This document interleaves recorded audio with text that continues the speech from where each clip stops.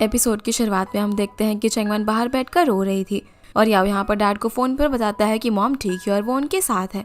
तो डैड उसे बोलते हैं कि अभी हमारे लिए सबसे इम्पोर्टेंट टास्क ये है कि तुम लोगों को मॉम को यहाँ पर वापस लेकर आना है ताकि हम लोग हॉस्पिटल में अच्छे से उनका चेकअप करवा सके और उनके कैंसर का ट्रीटमेंट शुरू हो सके। फोन रखकर फिर वो यहाँ पर चेंगवन को चुप करवाने की कोशिश करता है, पर चेंगवन बोलती है कि अभी तो सब कुछ इतना सही चल रहा था और आखिर मॉम को ये कैंसर कैसे हो गया। पर याओ उसे समझाता है कि कैसे उसे ये सब छोड़कर इस बात पर फोकस करनी चाहिए कि उन्हें अभी मॉम का ट्रीटमेंट शुरू करवाना है। जो सुनकर चेंगवन भी बोलती है कि हाँ तुम सही कह रहे हो, मैं इस वक्त नहीं रो सकती, मैं कुछ भी करके मॉम को वापस लेकर जाऊंगी और उनका ट्रीटमेंट शुरू करवाऊंगी। अब वो अंदर जाकर मॉम की रूम के बाहर बैठ जाती है और इधर याओ मार्केट से कुछ सामान वगैरह लेने के लिए जाता है, जहाँ से वो डैड को कॉल कर देता है और उन्हें बताता है कि कैसे चेंगवन और मॉम की थोड़ी छोटी मोटी नोकझोंक हो गई है। मॉम बिल्कुल भी वापस जाने के लिए तैयार नहीं है, इसलिए वो जाओ और डैड को भी यहाँ पर बुलाता है। दूसरी तरफ मॉम रूम से बाहर आकर चेंगवन को बोलते हैं कि तुम अभी तक गई नहीं यहाँ से। तो चेंगवन बोलती है कि जब तक आप यहाँ से नहीं जाना चाहती मैं अभी आपके साथ ही रहूंगी। जो सुनकर मॉम बाहर जाने लगती है तो चेंगवन पूछती है कि आप कहाँ पर जा रही हो। मॉम बताती है कि घर में कुछ भी खाने का सामान नहीं है, इसलिए वही लेने के लिए जा रही हूँ। तो चेंगवन भी उनके साथ जाती है, जहाँ पर वो पहले तो काफ़ी सारे खाने पीने की चीज़ें खरीदती है, लेकिन फिर मॉम बोलती है कि मेरा खाना बनाने का बिल्कुल भी मन नहीं है, इसीलिए बाहर से खाना खरीदते हैं। वो फिर इनके लिए खाना पैक करवाती है जिससे कि वो काफ़ी ज़्यादा स्पाइसी बनवाती है। फिर घर ले जाकर इन दोनों को खाने के लिए बोलती है और बताती है कि ये हमारी विलेज की सबसे ज़्यादा ऑथेंटिक खाना है, जिसे जैसे ही चेंगवन और याओ खाते हैं तो उन दोनों की हवाई ख़राब हो जाती है क्योंकि वो बहुत ही ज़्यादा स्पाइसी था। जो देखकर मॉम बोलती है कि क्या वो ये खाना तुम्हें पसंद नहीं आया, इसलिए तुम हम लोग वापस चले जाओ। जो सुनकर चेंगवन बोलती है कि नहीं नहीं मुझे तो बहुत ही पसंद आया है। पर बेचारा याओ इन दोनों के बीच में फंस गया था। उसी वक्त उसे डैड का कॉल आ जाता है, इसीलिए वो उनसे बात करने के लिए बाहर जाता है। तभी उसे वो लोग रास्ते में मिल जाते हैं, जहाँ पर वो उन्हें बताता है कि कैसे मॉम वापस जाने के लिए तैयार नहीं है, इसीलिए वो डैड को उनसे आराम से बात करने के लिए बोलता है और खुद बाहर चले जाता है कुछ सामान लेने के लिए। इधर मॉम चेंगवन को बोलते हैं कि तुम्हें खुद को फोर्स करने की जरूरत नहीं है ये सब खाने के लिए। पर चेंगवन बोलती है कि आपकी ये सारी ट्रिक ना मुझ पर नहीं चलेगी, मुझे अपना करियर वगैरह आप कुछ भी नहीं चाहिए, जब तक आप यहाँ पर हो तब तक मैं भी यहीं पर रहूँगी और आराम से टाइम वेस्ट करते हैं। पर तभी वहाँ पर डैड चिल्लाते हुए आते हैं, जिनकी आवाज़ सुनकर मॉम सारा खाना टेबल से उठा लेती है। डैड यहाँ पर मॉम से चिल्लाते हुए बोलने लग जाते हैं कि आखिर तुम ये सब कैसे कर सकती हो। तो जाओ ने यहाँ पर मॉम से आराम से बात करने के लिए बोलता है, पर डैड बोलते हैं कि ओल्ड वुमन मुझे अकेला छोड़ना चाहती है, ऐसे मोमेंट में मैं भला काम कैसे रह सकता हूँ। वो मॉम को बोलते हैं कि कैसे तुमने बच्चों को इतना ज़्यादा परेशान कर दिया है, वो बेचारे सब कुछ अपना छोड़ छाड़ कर यहाँ पर तुम्हें लेने के लिए आए हैं। तो मॉम कहती है कि मैंने थोड़ी ना कहा था इन्हें यहाँ पर आने के लिए। जो सुनकर डैड बोलते हैं कि तुम कान खोल कर सुन लो, मैं तुम्हें यहाँ पर ले जाने के लिए आया हूँ और हम लोग वापस जाकर तुम्हारा ट्रीटमेंट करवाएंगे। इतने सालों तक मैं तुम्हारे साथ रहा, ऐसा नहीं है कि मैं तुमसे डरता हूँ, बल्कि मैं ज़्यादा इसीलिए कुछ नहीं बोलता था क्योंकि अगर मैं भी तुम्हारी तरह बिहेव करता तो ये फैमिली कब की टूट कर बिखर चुकी होती, और अगर तुम यहाँ से नहीं गई ना हमारे साथ तो मैं तुम्हें डिवोर्स दे दूंगा। जो सुनकर सभी लोग हैरान हो जाते हैं कि आखिर डैड ने क्या बोल दिया, पर मॉम डिवोर्स लेने के लिए बोलकर अपने रूम में चली जाती है। जो सुनकर चेंगवन डैड को बोलती है कि डैड आप ये कैसी बातें कर रहे हो इस वक्त में। तो डैड बोलते हैं कि ये तो मैंने तुम्हारी मॉम को सिर्फ डराने के लिए बोला था और तुम चिंता मत करो, मैं थोड़ी देर बाद उसके पास जाऊंगा, उसका गुस्सा शांत हो जाने दो, फिर मैं उससे बात करूंगा। अब जब चेंगवन बाहर होती है तभी याओ उसके लिए ड्रिंक लेकर आया था क्योंकि उसने बहुत ज़्यादा स्पाइसी खाना खाया था। याओ उससे पूछता है कि अंदर बातचीत कैसी चल रही है। तो चेंगवन बताती है कि असल में मॉम बहुत ज़्यादा डरी हुई है, लेकिन वो हमारे सामने ये चीज़ दिखाना नहीं चाहती और वो अभी भी हमारे साथ जाने के लिए नहीं मानी है, वो बहुत ज़्यादा ज़िद्दी है। लेकिन अब डैड यहाँ पर आ गए हैं तो एटलीस्ट जो अपने मन की बात है वो उनसे शेयर कर सकती है। जिसके बाद डैड मॉम से बात करने के लिए जाते हैं, जहाँ वो उनसे पूछते हैं कि क्या तुम मुझे सच में डिवोर्स देना चाहती हो। तो मॉम बोलती है कि अगर मैं इस बीमारी से बच गई तो मैं अपना टेम्पर चेंज कर लूँगी, लेकिन अगर मैं मर जाऊँ तो मुझे मिस मत करना, तुम्हारे आगे अभी काफ़ी लॉन्ग लाइफ है, तुम अपने लिए एक अच्छी सी पार्टनर ढूंढकर उसके साथ रहना, उसका ख्याल रखना और उसके साथ खुश रहना। जो सुनकर डैड बोलते हैं कि तुम कैसी बातें कर रही हो, मेरी बात कान खोल के सुन लो कि मैं सिर्फ तुम्हारे लिए बना हूँ इस लाइफ में और हेल्थ के अंदर भी, और सेम तुम भी मेरे लिए हो। पर मॉम रोते हुए बोलने लग जाती है कि कैंसर कोई मजाक नहीं है, पता नहीं ठीक हो भी पाएगा कि नहीं, और अगर तुम्हें मेरे साथ रहना है तो रुक सकते हो। जो सुनकर डैड बोलते हैं कि ठीक है, मैं अभी याओ को रिजाइन दे देता हूँ और अब से मैं सिर्फ तुम्हारे साथ रहूंगा और तुम्हारा ख्याल रखूंगा। अब मॉम के सोने के बाद डैड बाहर जाकर स्मोक करने लग जाते हैं। जो देखकर चेंगवन उनके पास आती है और उन्हें स्मोक करने से मना करती है तो वो सिगरेट फेंक देते हैं। फिर वो चैंगवान से पूछता है कि तुम्हारी मॉम तुम्हें इतनी ज़्यादा स्पाइसी खाना खिला रही थी, तुम्हें कितनी तकलीफ हुई होगी ना। पर चैंगवान बोलती है कि नहीं नहीं, ऐसा कुछ नहीं है। तो सुनकर डैड बोलता है कि तुम भी एकदम अपनी मॉम की तरह हो, कभी भी अपनी वीकनेस नहीं दिखाती हो, कुछ भी होता है ना तो सब कुछ अपने आप ही हैंडल करने की कोशिश करती हो। फिर वो कहते हैं लेकिन एक चीज़ का मुझे बहुत ही ज़्यादा रिग्रेट है। जब भी कभी तुम्हारी मॉम और मैं बात किया करते थे कि अगर हमें कभी कैंसर होगा तो हम लोग ट्रीटमेंट नहीं कराएंगे, क्योंकि हम लोग ये रेडिएशन और कीमोथेरेपी वगैरह से सफ़र नहीं करना चाहते। पर मैंने उस वक्त की बात कही थी जब हम काफ़ी ज़्यादा बूढ़े हो जाएंगे। मुझे नहीं पता था कि तुम्हारी मॉम मेरी बात को इतने ज़्यादा सीरियसली ले लेगी। आगे वो बोलते हैं कि तुम्हारी मॉम ने मुझे 30 साल तक टॉलरेट किया है और मैं उसे कभी भी अच्छी लाइफ नहीं दे पाया, लेकिन अब जब तुम बच्चे सक्सेसफुल हुए और हमारी ज़िंदगी में अच्छा टाइम आया तब तुम्हारी मॉम बीमार पड़ गई। उनकी किस्मत बहुत ही ज़्यादा ख़राब है। ये बोलकर वो रोने लग जाते हैं और काफ़ी अपसेट होते हैं, पर चैंगवान उन्हें अपसेट होने से मना करती है। वो उन्हें बोलती है कि अगर मॉम अभी यहाँ से नहीं जाना चाहती है तो कोई बात नहीं, अगले हफ्ते मैंने एक बहुत ही अच्छी डॉक्टर से अपॉइंटमेंट बुक की है, तो एक हफ्ते में हम उन्हें मनाने की कोशिश करेंगे और अगर वो नहीं मानी तो हम कुछ भी करके उन्हें यहाँ से लेकर जाएंगे उनका ट्रीटमेंट करवाने के लिए, क्योंकि अभी उनकी कंडीशन बहुत ज़्यादा बुरी नहीं है। जिसकी इस बात पर डैड भी एग्री करते हैं। अगली सुबह चैंगवान मॉम के पास जाती है और उन्हें बोलती है कि अगर आप यहाँ से नहीं जाना चाहती तो अब मैं भी आपको फोर्स नहीं करूँगी और आपके डिसीजन की रिस्पेक्ट करूँगी। मैंने इस बार में कल काफ़ी सोचा, मैं और याओ काम में इतने ज़्यादा बिजी रहते हैं कि अपने लिए ज़रा सा भी टाइम नहीं है, इसीलिए अब हम लोग भी यहाँ पर कुछ दिन रहेंगे क्योंकि यहाँ का एनवायरनमेंट कितना ज़्यादा अच्छा है। हम लोग इसे एक लॉन्ग वेकेशन कंसिडर करेंगे और हम आसपास के होटल भी देख सकते हैं। इस पर मॉम बोलती है कि तुम्हारा काम कौन संभालेगा। तो चैंगवान बोलती है कि शांगली होटल को संभालने के लिए मैनेजर क्यों है और याओ के पास काम संभालने के लिए दोंग है, तो इसलिए आप चिंता मत करो। फिर वो उन्हें रूम से बाहर लेकर जाती है, जहाँ पर मॉम देखते हैं कि सभी लोग पूरे घर की साफ सफाई कर रहे थे, क्योंकि अब वो सभी लोग उनके साथ यहाँ पर थोड़ा टाइम रहने वाले थे। अब जब मॉम किचन के अंदर खाना बना रही थी तभी डैड आकर उन्हें रोकने लग जाते हैं और बोलते हैं कि तुम ये सब क्यों कर रहे हो, तुम आराम करो ना। पर मॉम उन्हें बोलती है कि मैंने तुमसे कहा था ना सभी बच्चों को वापस भेजने के लिए, उन लोगों का कितना ज़्यादा काम है और वो सब कुछ छोड़ छाड़ के मेरे लिए यहाँ पर बैठे हुए हैं। मैंने सोचा था कि मैं तो अपने विलेज में जाकर आराम से रहूँगी और बच्चों को बिल्कुल भी परेशान नहीं करूँगी अपनी बीमारी की वजह से, लेकिन वो सब तो अपना काम वगैरह छोड़कर यहीं पर आ गए। इस पर डैड बोलते हैं कि अरे मैंने उन्हें समझाया, लेकिन वो लोग भी बेचारे काम में इतना ज़्यादा बिजी रहते हैं, उन्हें रिलैक्स करने का टाइम ही नहीं मिलता, इसलिए वो लोग इस टाइम को एज अ वेकेशन मनाना चाहते हैं और तुम इतने ज़्यादा उनके बारे में चिंता मत करो। तभी वहाँ पर जाओ मॉम से बात करने के लिए आ जाता है, जो बताता है कि वो एक नया केस हैंडल कर रहा है जिसका ट्रायल कल से शुरू होने वाला है, इसीलिए उसे आज वापस जाना होगा। तो मॉम उसे वापस जाने के लिए बोल देती है। जाने से पहले मॉम उसे बोलती है कि तुम काफ़ी बड़े हो गए, तुम्हारी गर्लफ्रेंड भी है और अब तो तुम काफ़ी बिजी भी रहने लगे हो, मुझे तुम्हें कभी सॉरी कहने का मौका ही नहीं मिल पाया। जो सुनकर याओ कहता है कि मॉम आप मुझे सॉरी क्यों बोल रहे हो। तो मॉम उसे बताती है कि कैसे जब चैंगवान पैदा हुई थी तब वो बहुत ही ज़्यादा बीमार रहती थी। एक बार वो काफ़ी लंबे टाइम तक बीमार रही थी, जिस वजह से मुझे काफ़ी बेकार फीलिंग आ रही थी कि कहीं उसे कुछ हो ना जाए। उस वक्त मैंने सोचा कि मुझे एक और बेबी कर लेना चाहिए और इसी वजह से तुम पैदा हुए, पर तुम हमारी फैमिली में एक ब्लेसिंग की तरह आए। तुम्हारे आते ही चैंगवान की तबीयत भी ठीक होने लग गई, पर तुम 2 बच्चों को संभालना तुम्हारे डैड और मेरे लिए काफ़ी ज़्यादा मुश्किल हो रहा था, इसलिए मैंने तुम्हें ग्रैंडमा के पास रहने के लिए भेज दिया। मैं तुम्हारे चाइल्डहुड में तुम्हारे साथ नहीं थी, जिस बात का मुझे आज भी गिल्ट है। पर जाओ ने कहता है कि आप इस बात की चिंता मत करो, क्योंकि मैंने आपको ब्लेम करना बहुत ही पहले छोड़ दिया था। अब तो मैं सिर्फ ये चाहता हूँ कि आप हेल्दी होकर हमारे साथ रहो, जिससे मैं बहुत ही ज़्यादा खुश होऊंगा। दोनों फिर यहाँ पर इमोशनल होकर एक दूसरे को गले लगा लेते हैं। शाम को हम डैड को याओ के साथ देखते हैं, जहाँ पर वो उसे बताते हैं कि कैसे उसके यहाँ पर होने से वो लोग और चैंगवान बहुत ही ज़्यादा रिलीफ फील कर रहे हैं। पर मॉम और डैड को ये भी चिंता थी कि वो उनकी वजह से अपना काम छोड़ कर आया हुआ है, लेकिन याओ ने बोलता है कि आप लोग ऐसा मत सोचो, हम लोग फैमिली तो है ना, और काम के जैसे फैमिली भी बहुत ही ज़्यादा इंपॉर्टेंट है। वैसे भी मैं और चैंगवान यहाँ पर एक होटल खोलने के लिए सोच रहे हैं, इसके लिए कल हम उसके लिए जगह देखने के लिए जाएंगे, तो हम आप दोनों को भी साथ में लेकर चलेंगे। इस पर डैड कहते हैं कि हाँ ये बहुत ही अच्छा आइडिया है। अगली सुबह जब ये सभी लोग साथ में ब्रेकफास्ट कर रहे थे तभी डैड मॉम को बताते हैं कि चैंगवान और याओ यहाँ पर एक होटल खोलना चाहते हैं और तुमसे अच्छा इस विलेज को कौन जानता है, तो चलो हम लोगों को बाहर घुमाने के लिए चलो, ताकि वो लोग एक अच्छी सी जगह ढूंढ सके अपने होटल के लिए। जब उनके काफ़ी इंसिस्ट करने पर मॉम मान जाती है और फिर उन्हें बाहर विलेज में लेकर जाती है घुमाने के लिए। रास्ते में उन्हें उनकी एक पुरानी फ्रेंड मिल जाती है, जिनसे मिलकर वो काफ़ी ज़्यादा खुश हो जाती है, और क्योंकि उन आंटी की डक खो गई थी तो चैंगवान और याओ मिलकर उसे पकड़ते हैं, जो देखकर मॉम खुश हो जाती है और उन्हें देखकर चैंगवान भी काफ़ी ज़्यादा खुश थी।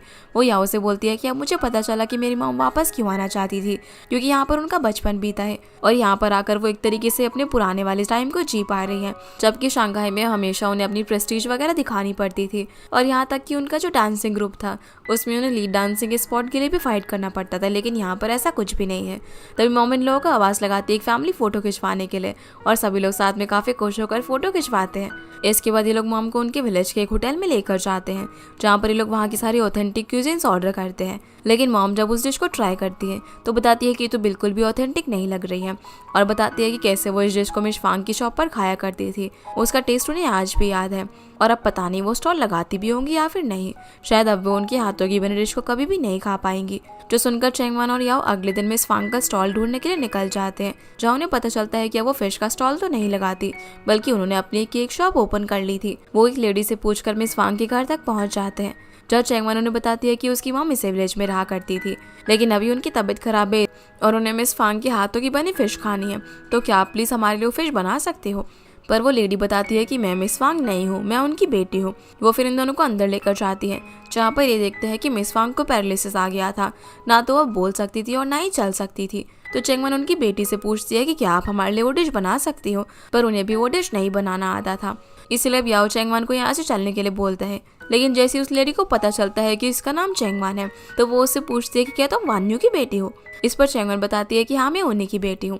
ये सुनकर वो उसे बैठने के लिए बोलती है और बताती है कि एक बार मेरी मॉम ने मुझे बहुत ज़्यादा मारा था, क्योंकि मैं उनके काफ़ी बोलने पर भी डिश बनाना नहीं सीख रही थी, जिस वजह से मैं बाहर जाकर रोने लगी, जहाँ मेरे बगल में आकर एक लड़की भी बहुत ज़ोर ज़ोर से रो रही थी, और वो तुम्हारी मॉम थी। इसीलिए हम लोग एक दूसरे के गले लगाकर रोने लगे, और उसी वक्त से हम दोनों बेस्ट फ्रेंड्स बन गए थे। जो सुनकर चेंगवान पूछती है कि आखिर मेरी मॉम क्यों रो रही थी, तो वो लेडी बताती है कि उस वक्त हमारे गाँव में कुछ लोग आए थे जो कि ओपेरा स्कूल ले जाने के लिए बच्चों को सिलेक्ट कर रहे थे। तुम्हारी मॉम का सिलेक्शन उसमें हो गया था, लेकिन उसके पास पैसे ही नहीं थे उस स्कूल को ज्वाइन करने के लिए। जो सुनकर याओ और चेंगवान दोनों ही हैरान हो जाते हैं कि उनकी मॉम सिंगिंग के अंदर कितनी ज़्यादा टैलेंटेड थी। वो बताती है कि कैसे उसकी मॉम पढ़ भी नहीं पाई थी, वो शंघाई जाना चाहती थी, इसलिए मेरी मॉम ने उन्हें एनकरेज किया कि वो शंघाई जाए और अपनी सिंगिंग पर फोकस करे। तुम्हारी मॉम बहुत ही ब्रेव थी, जो कि अकेले ही शंघाई चली गई, और पूछती है कि आखिर तुम्हारी मॉम को हुआ क्या है। तो चेंगवन बताती है कि कुछ नहीं, वो थोड़ी सी बीमार है और वो रेस्ट करने के बाद जल्दी ही ठीक हो जाएंगी। जो सुनकर मॉम की फ्रेंड बोलती है कि अगर मुझे वो फिश बनानी आती तो मैं ज़रूर तुम्हारी मदद कर पाती। ये सुनकर चेंगवान को आइडिया आता है और वो सोचती है कि वो मिस फांग से इस डिश को बनाना सीख लेगी।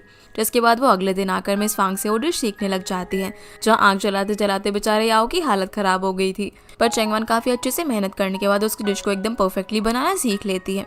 मॉम की फ्रेंड यहाँ पर उसे उसकी मॉम की पुरानी फोटोज भी दिखाती है, जिन्हें देखकर चेंगवान हैरान हो जाती है कि ये मेरी मॉम है। वो आंटी बताती है कि कैसे तुम्हारी मॉम बहुत ज़्यादा खूबसूरत हुआ करती थी, वो इतना अच्छा गाना गाती थी और ओपेरा के अंदर काफ़ी अच्छे रोल करती थी। उन्हें देखने के लिए दूर दूर से यंग लड़के वहाँ पर आते थे। जो सब सुनकर चेंगवान हैरान हो जाती है। फिर जब वो याओ के साथ यहाँ से जा रही थी तो वो उसे थैंक्स बोलती है कि वो उसकी इतनी मदद कर रहा है उसकी फैमिली को प्रोटेक्ट करने में। तो याओ बोलता है कि तुम्हारी फैमिली क्या, वो मेरी फैमिली नहीं है। जो सुनकर वो हंसने लग जाती है और बोलती है कि तुम्हारी शक्ल तो देखो, अब तो तुम एकदम डाउन टू अर्थ पर्सन हो गए हो। ये सुनकर वो भी हंसने लग जाता है। इसके बाद हम मॉम को देखते हैं, जो कि उस जगह पर जाती हैं जहाँ पर विलेज में ओपेरा वगैरह हुआ करते थे, और वहाँ पर पुराने टाइम को याद करके थोड़ी सी इमोशनल हो जाती है। तभी वहाँ पर चेंगवान आ जाती है और मॉम से पूछती है कि आप यहाँ पर क्या कर रहे हो। तो मॉम बताती है कि कैसे यहाँ पर ओपेरा हुआ करते थे और वो भी यहाँ पर परफॉर्मेंस दिया करती थी। उस वक्त काफ़ी सारे लोग उन्हें देखने के लिए आते थे, लेकिन अब जो यहाँ के यंग बच्चे हैं वो सभी बाहर चले गए हैं और ना ही कोई ओपेरा देखने वाला बचा है। ये बोलकर वो सैड होकर यहाँ से चली जाती है। घर आने के बाद फिर चेंगवान डैड से बोलने लग जाती है कि मॉम अभी ट्रीटमेंट के लिए मेंटली प्रिपेयर नहीं है। अगर हम उन्हें किसी भी तरीके से वापस लेकर जाए तो शायद इस सबसे बात नहीं बनेगी, और हमें कुछ ऐसा करना होगा जिससे हम उनकी लाइफ में कॉन्फिडेंस ला सके और उन्हें जीने की एक होप दे सके। वो उन्हें बताती है कि कैसे जब मॉम यंग थी तो उन्हें ओपेरा में सिंग करना बहुत ही ज़्यादा अच्छा लगता था। जो सुनकर डैड बताते हैं कि कैसे जब तुम्हारी मॉम और मैं डेट किया करते थे तब वो भी मुझे ओपेरा देखने चलने के लिए बोलती थी। चेंगवन बोलती है कि अगर हम किसी तरीके से उनके बचपन के सपना पूरा होने में मदद करें तो शायद ये उनके लिए टर्निंग पॉइंट हो सकता है, उससे उनकी लाइफ में कॉन्फिडेंस आए। जिसकी इस बात पर डैड भी एग्री करते हैं और वो जो भी करेगी उसमें उसका साथ देने के लिए मान जाते हैं। अगले दिन अब चेंगवान मॉम को मिस फांग की तरह फिश बनाकर खिलाती है। अब जब वो मॉम से पूछती है कि कैसी बनी है तो मॉम कुछ भी जवाब नहीं देती। जो देखकर याओ उन्हें बताने लग जाता है कि चेंगवान ने आपके लिए खास ये डिश मिस फांग से बनाना सीखा है, पर मॉम फिर भी कोई जवाब नहीं देती। तो उसे लगता है कि मॉम को ये डिश पसंद नहीं आए, इसलिए वो प्लेट उठाने वाली होती है, लेकिन मॉम उसे रोक देती है। वो यहाँ पर काफ़ी ज़्यादा इमोशनल हो जाती है। कि चैंगमन उनके लिए कितने ज़्यादा एफर्ट्स कर रही थी। वो उसे बताती है कि ये डिश बहुत ही ज़्यादा अच्छी बनी है, एकदम वैसी जैसी वो बचपन में खाया करती थी। ये बोलकर वो पूरा खाने लग जाती है, जिन्हें इस तरीके से देखकर चैंगमन को काफ़ी खुशी मिलती है। इसके बाद पूरे विलेज में अनाउंसमेंट किया जाता है कि आज शाम को एक परफॉर्मेंस होने वाली है, इसलिए सभी लोगों को इकट्ठा होना होगा। तो मॉम डैड भी उस परफॉर्मेंस को देखने के लिए जाते हैं, जहाँ पर मॉम जाओ को देखकर हैरान हो जाती है और पूछती है कि तुम यहाँ पर क्या कर रहे हो। तो बोलता है कि मैंने आपको बोला था ना, मेरा काम खत्म होते ही मैं वापस आ जाऊँगा, इसीलिए मैं आ गया। तभी पर्दे के पीछे से आवाज़ आना शुरू होती है और यहाँ पर चैंगमन और याओ मॉम की स्टोरी नरेट करते हैं, जो देखकर मॉम पहचान जाती है कि ये चैंगमन और याओ है। जहाँ पर ये लोग बताते हैं कि कैसे एक यंग और ब्यूटीफुल लड़की हुआ करती थी, जिसके पास ओपेरा सिंगिंग का बहुत ही अच्छा टैलेंट था। एक बार गांव के अंदर कुछ लोग आए जिन्होंने अपने स्कूल ले जाने के लिए उसे सिलेक्ट भी कर लिया था, लेकिन उसके पास पैसे नहीं थे वहाँ पर जाने के, इसलिए वो अपना होम टाउन छोड़कर शहर में चली गई, जहाँ पर उसकी शादी हो गई और 2 बच्चे भी हुए। उसने अपनी फैमिली को बहुत ही अच्छे से प्रोटेक्ट किया, लेकिन उसका जो सपना था ओपेरा सिंगिंग का, वो उसके दिल में ही रह गया। अब वो ओल्ड हो गई है, लेकिन वो अभी भी अपने सपने को नहीं भूली है। जो सुनकर डैड और मॉम समझ जाते हैं कि उन्हीं की स्टोरी है। चैंगमन और याओ मॉम के पास जाते हैं, जहाँ चैंगमन उनसे बोलती है कि मॉम, मुझे पता है कि आपका हमेशा से ही सपना था ओपेरा सिंगिंग का। मैं नहीं चाहती कि आपकी लाइफ में कोई रिग्रेट रहे, इसीलिए आज मैंने सारी तैयारी की हुई है और आप आज स्टेज पर परफॉर्मेंस दो। जाओ भी यहाँ पर उनके लिए बहुत ही सुंदर सी कॉस्ट्यूम लेकर आता है, जो देखकर मॉम काफ़ी ज़्यादा खुश हो जाती है। याओ भी उन्हें बताता है कि कैसे जिन लोगों के साथ वो पहले प्ले किया करती थी, आज उसने उन्हीं लोगों को यहाँ पर बुलाया हुआ है और यहाँ पर जो सभी लोग हैं वो उन्हीं को देखने के लिए आए हुए हैं। डैड भी उन्हें बोलते हैं कि मैं अभी तुम्हें स्टेज पर परफॉर्मेंस देते हुए देखना चाहता हूँ, लेकिन मॉम बोलती है कि नहीं, वो ये सब नहीं कर सकती, क्योंकि उन्हें डर था कि वो ठीक से नहीं कर पाएंगी। पर सभी लोगों ने कॉन्फिडेंट रहने के लिए बोलते हैं। यहाँ पर मॉम की सभी सहेलियाँ भी आई हुई थी, सभी लोगों के साथ साथ वो भी उन्हें परफॉर्मेंस देने के लिए एनकरेज करते हैं, जो देखकर मॉम काफ़ी ज़्यादा इमोशनल हो जाती है। इसके बाद मॉम स्टेज पर परफॉर्मेंस देने लग जाती है, जिन्हें ऐसे देखकर डैड बोलते हैं कि क्या ये सच में मेरी बीवी है। चैंगमन तो उन्हें देखकर काफ़ी ज़्यादा इमोशनल हो रही थी और मॉम के साथ बिताए हुए सारे मोमेंट्स याद करने लग जाती है कि कैसे वो हमेशा उसके साथ रही, और मॉम भी काफ़ी ज़्यादा अच्छी परफॉर्मेंस देती है। इसके बाद ये लोग जैसे ही घर पर आते हैं तो डैड ने यहाँ पर बहुत सारे फायरवर्क्स जलाने की तैयारी कर रही थी, जो सब देखकर मॉम हैरान हो जाती है। डैड बोलते हैं कि तुम हमेशा कंप्लेन करती रहती थी ना कि मैं रोमांटिक नहीं हूँ, देखो ये सब मैंने तुम्हारे लिए किया है।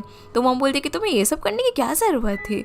जिस पर डैड जाओ से बोलते हैं कि देखा, मैंने कहा था ना कि तुम्हारी मॉम को ये पसंद नहीं आएगा। पर मॉम बोलती है कि किसने कहा कि मुझे पसंद नहीं आया, जो सुनकर सभी लोग हंसने लग जाते हैं।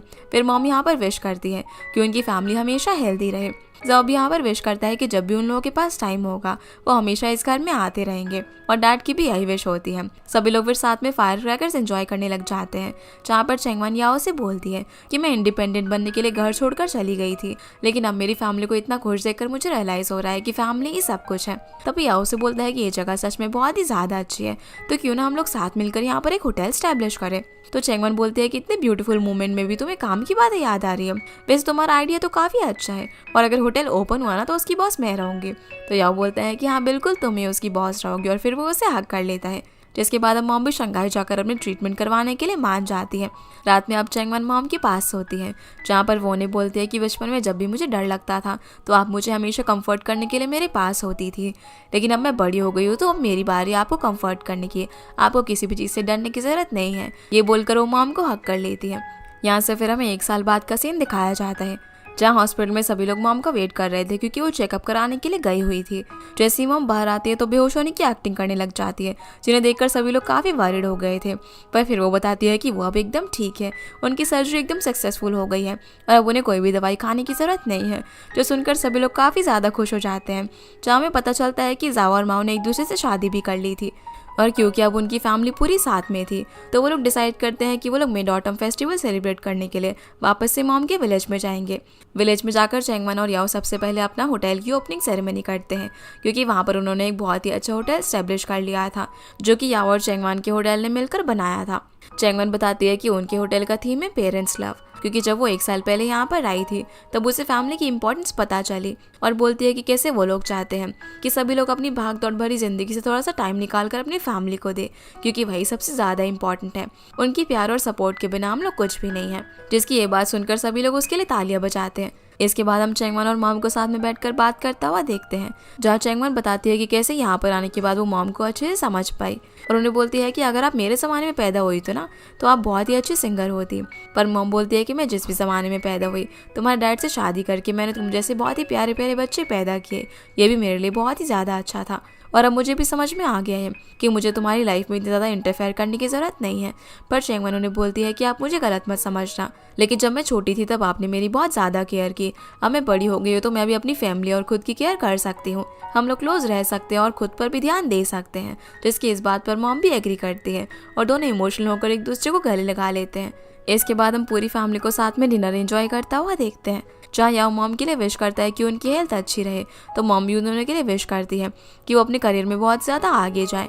डैड भी यहाँ पर माँ और साओ को कॉन्ग्रेचुलेट करते हैं उनकी शादी के लिए और दिंग को अपनी फैमिली में वेलकम करते हैं। लेकिन मॉम फिर यहाँ पर चैंगवन को बोलने लग जाती है कि अब तो जाओ ने भी शादी कर ली है, वो तुमसे छोटा है, तुम दोनों कब शादी कर रहे हो। जिस पर याओ बोलता है कि मैं तो हमेशा से ही रेडी हूँ।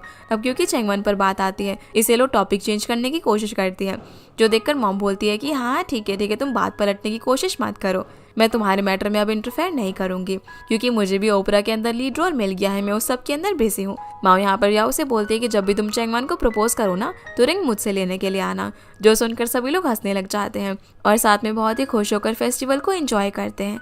इसी हैप्पी एंडिंग के साथ ये ड्रामा यहीं पर ख़त्म हो जाता है। तो गाइज ये थी आज की वीडियो एंड आई होप आप लोगों को ये ड्रामा बहुत ज़्यादा पसंद आया होगा। तो ऐसी और वीडियोज़ को देखने के लिए हमारे चैनल को ज़रूर से सब्सक्राइब कर दीजिएगा। आपसे मिलते हैं अगली वीडियो में, तब तक के लिए गुड बाय।